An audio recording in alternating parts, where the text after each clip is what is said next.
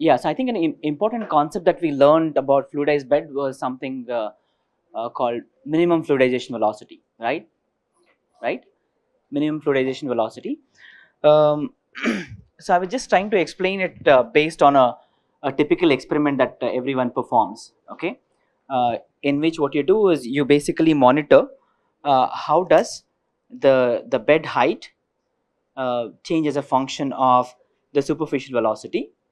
In a similar experiment, I can also follow how does the pressure drop change as a function of superficial velocity, right? And we said that in the initial region, right, with the increase in the flow rate, there is a increase in the pressure drop, okay, because of which there's a linear change in the or linear increase in the pressure drop. However, during that period, your bed height remains constant because the upward force that the fluid is basically imparting onto the bed of solids is not enough to lift the particles that form the bed, right? And we said there's a small change in the bed height. That's when all the particles kind of loosen up. There's a small change in the epsilon, okay. However, your pressure drop still continues to remain constant, okay, and that's what we had done, okay. We had done this for people typically do it for a cycle of a cycle, wherein you start with a packed bed, you go on increasing the flow rate, and then you come back to the original state, right? And actually Praveen had asked a question as to why should we why do we take the point B, right? There's this particular line, that's what corresponds to the minimum fluidization velocity, right? And there's a question as to why that is the case, okay. It has to be that point and it should not be this point, okay. That's because of the fact that so when you make a packed bed, okay,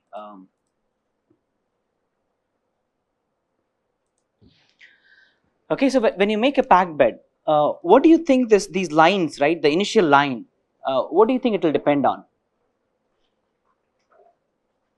So in the initial line is kind of varying in this way, right? That's your initial increase, right?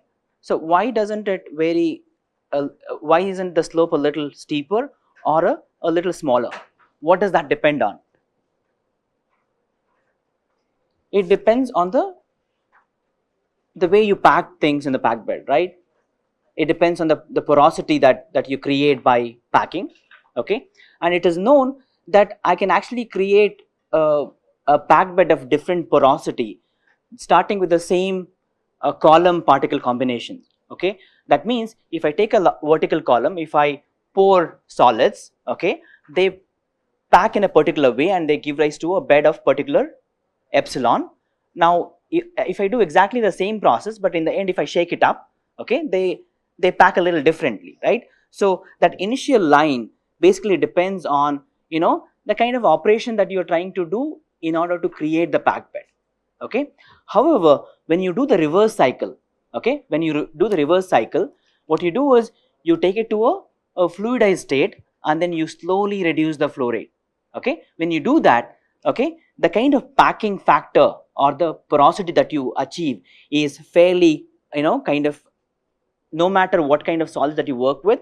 If I take spherical particles, it turns out that this the porosity that you get when you decrease the flow rate is typically around the same value, okay. And that's the reason why people choose the the second cycle, okay, where you decrease the flow rate, okay, and that B, okay, where you start seeing the flat line which corresponds to the packed height, right? That's the point where you should be choosing for the minimum fluidization velocity, okay. And it's not this point, because this the superficial velocity corresponding to this point depends on the way you pack stuff, okay. But however, the return cycle, okay, typically always gives you a bed of a porosity which is very similar for whether I use smaller particles, larger particles. As long as I work with the same particle shape, okay, you'll always end up with epsilon m, that is the porosity at the minimum fluidization, which is very close to we discussed in the last class, right, the typical value of 0.36, okay. That's the okay. And what we had also done was yeah, we said that when you do you basically do a force balance, right? You do a force balance wherein you equate the upward force that the fluid is imparting to the bed, okay, when that equals to the weight of the bed, okay, that's when the packed bed starts fluidizing, right? And by equating the pressure force to the weight of the bed, we obtained expression for what is called as a minimum fluidization velocity, and for different conditions, right? When the Reynolds number is less than 1 and when the Reynolds number is greater than 1, okay, and then from that we also calculated what is a typical ratio, okay, what is a typical ratio of the terminal velocity in the particular flow regime again, okay, divided by the minimum fluidization velocity, and it turns out that that's of the order of 50 for spherical particle for the laminar flow conditions, okay. However, if you take the higher Reynolds number case, that is the turbulent flow conditions, this number basically gives rise to 7.7, right? These are typical values that that is obtained by assuming a particular value of epsilon m, that is the porosity at minimum fluidization, okay. The take home from this particular analysis was that you get a larger range of flow rates over which I can operate the bed under in the fluidized condition, so that the entrainment doesn't happen, right? That means so we said that for you to have the particles continue to remain in the column, I would have to maintain some velocity, right, of the fluid velocity. If the fluid velocity is much larger, okay, or higher than the terminal velocity, what will happen is it will take out all the particles also along with the fluid, right? And we said that is something called as a entrainment, right? When some of the particles from in the bed are carried along with the fluid, that's called an entrainment, and you don't want entrainment to occur, okay. Of course, there are cases where entrainment may be required, right? If you really want to say that I have particles of different sizes, I would like to take out the larger ones or smaller ones, right? I can also exploit entrainment in some cases, but however, if you have cases where I don't want the particles to come along with the fluid, okay, then this so basically what I can do is I can actually work with a flow rate range, okay, all the way from whatever value that you're using up to about 50 times the minimum fluidization velocity without entrainment occurring in the case of low Reynolds number case or the laminar flow conditions. However, if you look at the high Reynolds number case, that range of flow rate that I can operate is limited, right? So that's where we are stopped, okay, with the fluidization, right? So any questions that you have about these concepts? If you have any questions, we can discuss. Otherwise, we'll move on to the next topic. Okay. Okay. Next, I want to talk a little bit about some variation of flow through packed beds, but something called as a filtration. Okay.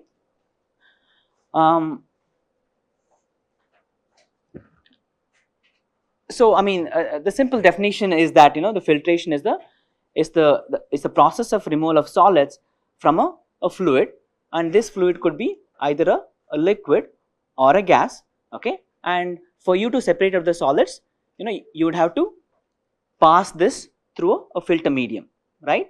There should be some or this filter medium is also what is called as a septum, okay. That means you have some medium that has the capability of retaining solids, okay. What you do is you have a fluid that contains particles, and you would have to pass it through this medium, and ultimately the particles get deposited on the medium and the clear fluid comes out, right? That's what is done in filtration.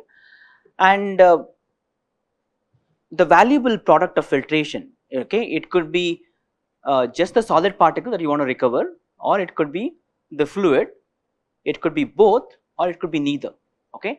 It depends on what kind of operation that you're trying to deal with.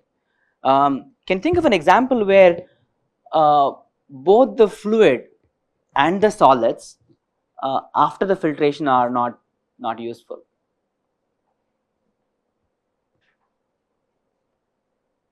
Can you think of an operation where I'm carrying out filtration using a fluid which contains particles, where After the filtration, I get the solids and the liquid, but none of these products are useful.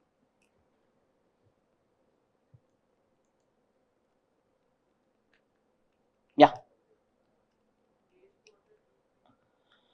Water treatment, I would call it, I would kind of classify it under cases where the fluid is useful but the solids are not, right? Because if you have a wastewater treatment, right, you have solids, typically the solids are the ones that you want to remove out and throw it out, right? And I would like to use the fluid that comes out, right, the fresh water or the clean water for some use, right?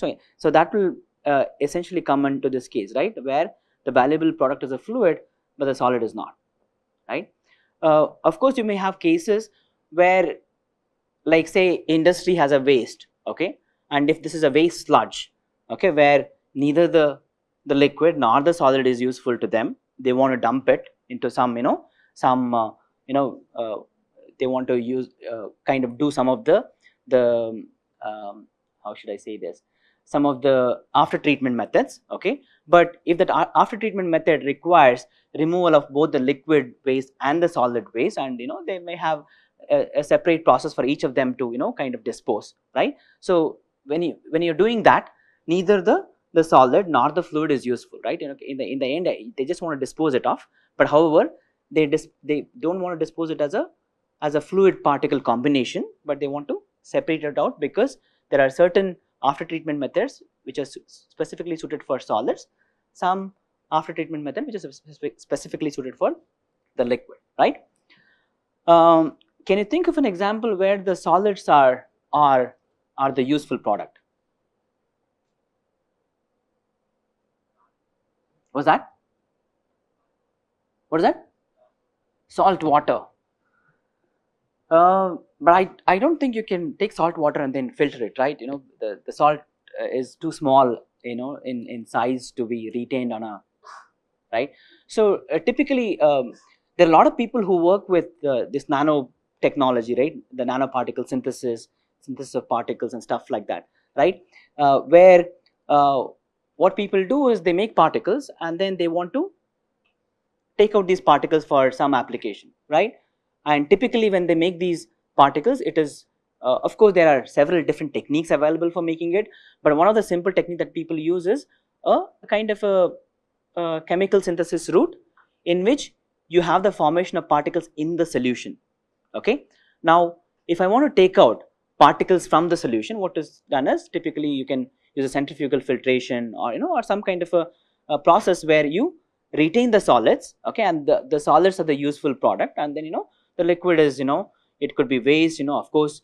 You may also have cases where if there are some reagents in the liquids, I may I may be wanting to reuse it as well, okay.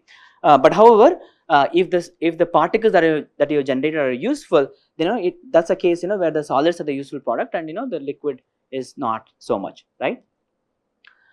um, can you think of an example where both are valuable products?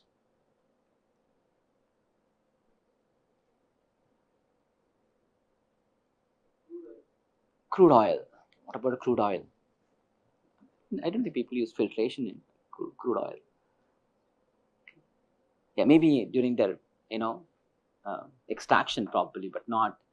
Okay, so you could have a case where, so imagine a case where I have a, a particulate dispersion, and say that um, these particles are kind of acting as a site for some reaction, okay, and say that there's the reaction going from A to B, okay, and it happens on the surface of the particle that are dispersed in the fluid, right? Now of course the reaction products, if they're formed in solution, I can take out the solution and I can use it for I can separate out the product, right? Okay, so therefore the fluid or the liquid, okay, is useful. And you can also, what you can do is, after the reaction has happened, I can recycle the particles, right? I can take it out, I can use it back in some next subsequent operations, okay. So essentially what I'm trying to say is that whenever you are working with filtration, right, you can have any combination, okay. You can have a case where only the solid is useful or the fluid is useful. You could have a case where either neither of them are useful, or case where both of them are useful. Okay, it depends on the kind of filtration process that you're going to work with, okay, or the kind of the fluid particle system that you're dealing with. Okay, I have a question here. Okay, think of an example for filtration operation where the suspending fluid is a gas. Yeah.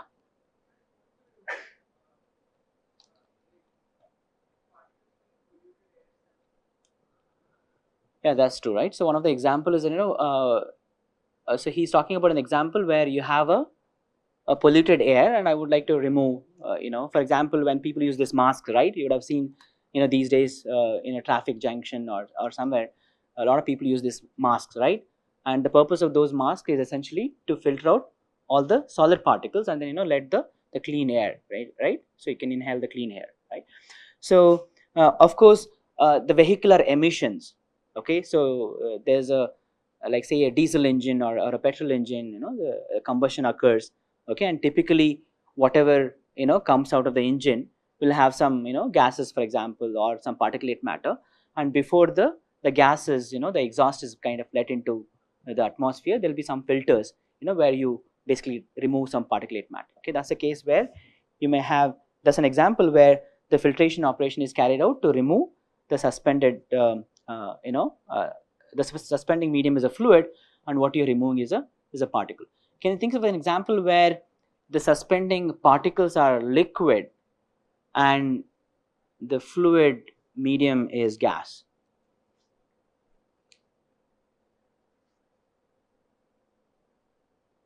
Can you think of an example where I would like to recover the liquid particles, or the liquid droplets present in a fluid stream, and the fluid is a gas? Again, industrial exhaust, right? For example, you will have cases where the flue gases that come out of the industry, right, can have some mist, right, some liquid droplets, and you would like to recover them. Okay, so essentially filtration is a very important operation, right, in industry. And again, all of you are exposed to filtration when you in daily life as well, right? When people make coffee or tea, right, what you're essentially removing is, when you strain it, right, you have a filter medium, that's your filter medium, and then what you pour onto the filter medium is your coffee plus some coffee particles and milk and everything, right? And what comes out of it is a clear liquid, right, or the coffee, which is the useful product in that case, and you basically dispose your solids, right? Okay, so that's some brief about filtration. I just want to spend a little bit of time talking about classification of filters. Okay, um, and whenever somebody carries out a filtration operation, um, typically the fluid flow through the filter medium occurs because of the pressure difference that you maintain. Okay, we know that for any fluid flow to occur, you need a pressure difference, right? Similarly, in the filtration as well, okay, because you would like to have the fluid flow happening across the filter medium, I would have to maintain a pressure difference across the filter medium, right? And so therefore you can talk about what is called the upstream, okay, and a downstream, right? And that's your filter medium, okay. And of course the solids get deposited on the filter medium, right? So depending upon uh, uh, so there are cases where what you do is you maintain in the upstream, you maintain a pressure which is greater than the atmospheric pressure, and your downstream is maintained at the atmospheric pressure. So this is an example of what is called as a pressure filtration. Okay, this is an example of what is called as a pressure filtration, where the upstream is maintained at a pressure above the atmospheric pressure, and your downstream is the atmospheric pressure. Or you can have a case where your upstream is maintained at atmospheric pressure, however at the downstream you apply a vacuum. Okay, in both cases you're essentially you're applying a pressure difference, and the flow of liquid through the filter medium occurs because of this pressure differential. Okay, and of course there are different ways of maintaining the applying a pressure. For example, okay, there are cases where I can use a pump or a blower, okay, or a centrifugal force, okay, or I can also have a case where where I have a filter medium and I have a long column of liquid above it, right? So there are different ways by which I can apply a pressure greater than that atmospheric pressure. Okay, so it depends on so therefore in terms of the pressure differential across the filter medium, you can classify the filters into two categories. Okay, one is the pressure filters, other one is what is called as a vacuum filters. Okay, and yeah, so you can also classify uh, filters based on what is called as a filtration mechanism. Okay, in what is called as a cake filters, cake filters are typically used when you are trying to filter out a large amount of solids from a slurry. Okay, I have a slurry which contains a large concentration of particles in a fluid. Okay, and what you do is there's a filter medium. Okay, and then that's your upstream, that's your downstream. Okay, and of course all the particles are kind of deposited on the filter medium. Okay, um, now when it comes to clarifying filters, so clarifying filters are typically used when you are required to remove a very small amount of solids. Okay, typically the input to such filters is almost a clear liquid with very few fine particles. Okay, and if your objective is to remove even those small little amount of solid that are present, so you basically pass it through a clarifying filter. And one distinction that you see between the image on the top and the bottom is that most of the solids are kind of deposited over the filter medium in the cake filters, right? That's what the schematic shows. Okay, however, if you look at the clarifying filter, there are a lot of solids that are deposited within the pores, right? That's the pores that are, okay, that's the pores of the filter medium. You see that the size of the particles are even smaller than the pores in the filter medium, right? And typically the removal actually occurs because of the addition of, okay, these small particles to the surface of the filter medium. Okay, and the only distinction between these two, the cake filters and the clarifying filters, is that one is typically used for cases where you want to remove a large concentration of solids. The second one is used for cases where the concentration of solids in the slurry is very, very small. And the other difference is that the pore size, okay, the size of the pores in the case of cake filters is smaller, mostly smaller than the size of the particles. However, in the case of the clarifying filters, the size of the pores is larger than the particle size that you have, and typically the particles adhere to the surface of the medium because of some some specific interaction between the particles and the medium that you're using. Okay, in what is called as a cross flow filters, what you do is you have a cross stream of suspension, okay, that is being flown over a filter medium. That's your the filter medium, right? That's a filter medium. Okay, and there's a suspension which comes from the left, okay, in this case. Okay, and typically what you do is you maintain a specific velocity with which the suspension is basically sent, and the velocity should be sufficiently larger so that the particles do not sediment, right? Okay, because you would like to keep them floating over the filter medium. And what happens, some of the liquid basically comes through the pores that are present in the filter medium, and what you end up to the right is a concentrated dispersion. Okay, so therefore cross flow filters are typically used when you want to convert a slurry from a dilute slurry into a concentrated slurry. Okay, so of course you can do it by other methods. I can take a dispersion which contains a smaller concentration of particles, I can evaporate the liquid, right, and I can make it into a concentrated solution, of course. However, that is much more time consuming, right? Even if I take, like, say, a 10 microliter fluid, it takes about several minutes to dry, right? Therefore, if you want to go from a dilute slurry to a concentrated slurry, it may take much larger time if you want to use something like drying process.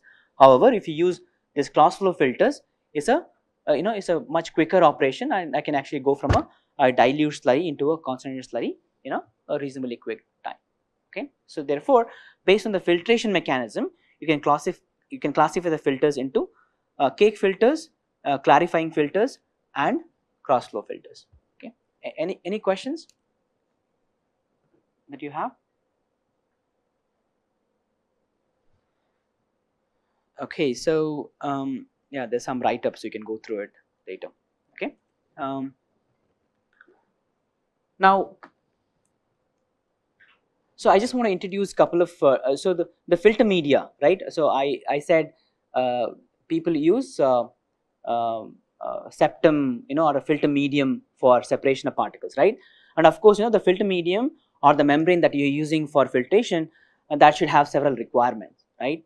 So therefore, one of the requirement is that it must retain the solids to be filtered, giving a reasonably clear filtrate, right? So therefore, so the septum that you're using, you should not let the solid particles also along with the fluid, right? The objective is to filter out the solids. Therefore, the filtrate that you get, okay, the filtrate is the fluid that comes in the downstream, right? You have the upstream, the slurry comes in, and whatever comes in the downstream is called a filtrate, right?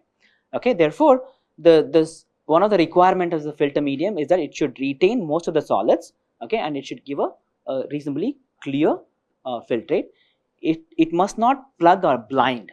Okay, what it basically means is that I have a filter medium, okay, with time, okay, with time what could happen is, depending upon the operation that you're trying to deal with, these solid particles may get embedded in the filter medium, right? Of course, that depends on several factors. That depends on the type of the particle that you're working with. It depends on the pressure difference and things like that. Okay, and the moment you have solid particles that kind of are incorporated into the filter medium, that's what is called a plugging, okay, or a blinding, okay, of the medium. And of course, that should not happen. Okay, and of course, it should be chemically resistant. Okay, it should be strong physically as well to withstand whatever operation condition that you are dealing with. Right? You may be doing filtration at high temperature with higher pressure differential. Okay, so you should be able to withstand all these operating conditions. The other requirement is it should permit the cake formed to be discharged cleanly and completely. Okay, so what you do is, once the filtration is done, the solids are deposited on the filter medium, right? There should be some easy way of discharging the solids. Okay, and of course it should not be expensive. Okay, so that's some of the requirements of filter medium. The other definition that I want to touch upon is what is called the filter aids. Okay, and as the name itself says, this is something that helps in the filtration process, right? So this is okay, what typically happens is that if the solid particles that are there in the slurry that you are trying to filter, okay, if the particles are too small, okay, and if the particles are what are called slimy, okay, or sticky, okay, then what will happen is, during the course of filtration, so what will happen is that the cake that is formed on the filter medium, it becomes very dense. Okay, when it becomes very dense, the porosity is much lower. If the porosity is lower, it's difficult for the filtrate to come out. Okay, therefore, ultimately what will happen is the liquid may not even come out. Okay, so what do? I want to avoid that. Okay, what people do is they add some additives. Okay, so these additives they're inert. Okay, they don't do any other job, right? Okay, they don't chemically interact with the liquid, neither the solid, right? They're inert particles, and the moment you add them, what will happen is they will try to maintain a typical porosity throughout the filtration process. Okay, it will prevent the formation of this dense impermeable cakes. Okay, therefore the filtration can continue for a longer period of time. People typically use some cellulose particles. You can you can buy cellulose particles in the market. So I can put it, it's inert. It doesn't really affect either the fluid or the particle, right? And then some silica. Okay, so basically what you do is, before you do filtration, you add these additives into the slurry, okay, and carry out filtration. Okay, therefore the cake that is formed has both the solids as well as these additives, okay, and it will help you to maintain a typical porosity that is required for the filtration to occur. Okay, so that's by adding. Okay, so when you add things additionally, okay, into the slurry, okay, that's one way of doing it. The other way of doing it, what is called as a pre-coating. What you do is, so you have a filter medium, I apply some layer, okay, some material on the top of the surface, right, of the filter medium, and it will kind of prevent deposition of fine particles on the surface and things like that. Okay, so either I can use the filter aids or I can use pre-coat. Okay, these are two different ways of ensuring that the filtration occurs smoothly during the course of the operation that you're trying to do. Okay, any questions? Any questions so far? Okay, so then we'll just move on to the next few minutes. I'm going to talk a little bit about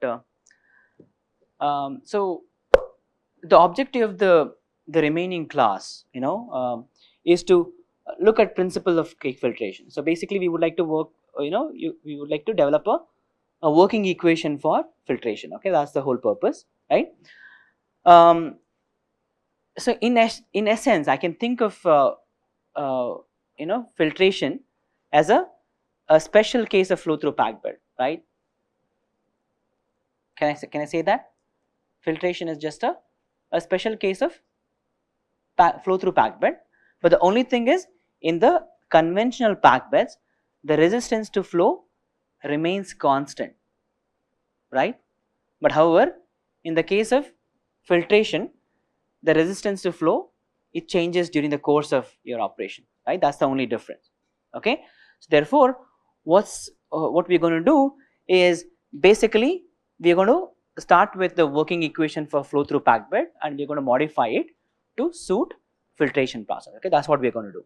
Okay, so in filtration, the flow resistance increases with time as the filter medium becomes clogged, okay, or the filter cake builds up, okay, on the filter medium, right? So therefore, so what we're going to do is, we're going to start with the Ergens equation, which we developed for pressure drop across the packed bed, for the flow of a fluid through a packed bed, right? And then we're going to modify that to suit the filtration process. Okay,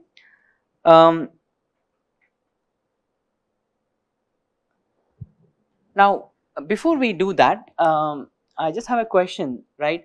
So whenever you're doing filtration process, what do you think are the easily measurable quantities that change during the course of filtration?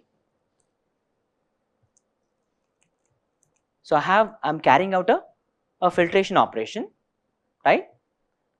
And I would like to measure some parameters during this process. Okay, can you think of, okay, first thing is, can we think of some quantities that we can measure during this process? Okay, the second question is quantities that can be easily measured. Okay, what's your answer? What is that? We can measure the solid as connected, right? So if I have what I can do is, I have a clean filter medium to begin with, okay, and there's a deposition of solids during the process, okay, and I can actually measure it, right? That's, of course, I can do that. Any other parameter?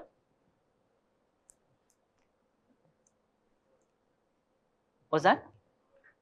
Porosity. How do we measure porosity during the filtration process? So even the measuring the solids that are deposited on the surface, right, it's a little tough to do. Okay, of course you can put in some sensor and then see, but the quantity that you can easily measure are the flow rate and the pressure drop, right? I have a filter medium, okay, upstream and the downstream. I can collect the rate at which the filtrate is coming out, right? I can actually monitor that as a function of time, right? That's one quantity that I can measure. And the other quantity that I can measure is the pressure drop that I have applied, or if there's any change during the process, I can also measure what is the pressure drop that is across the bed, right? Okay, so therefore,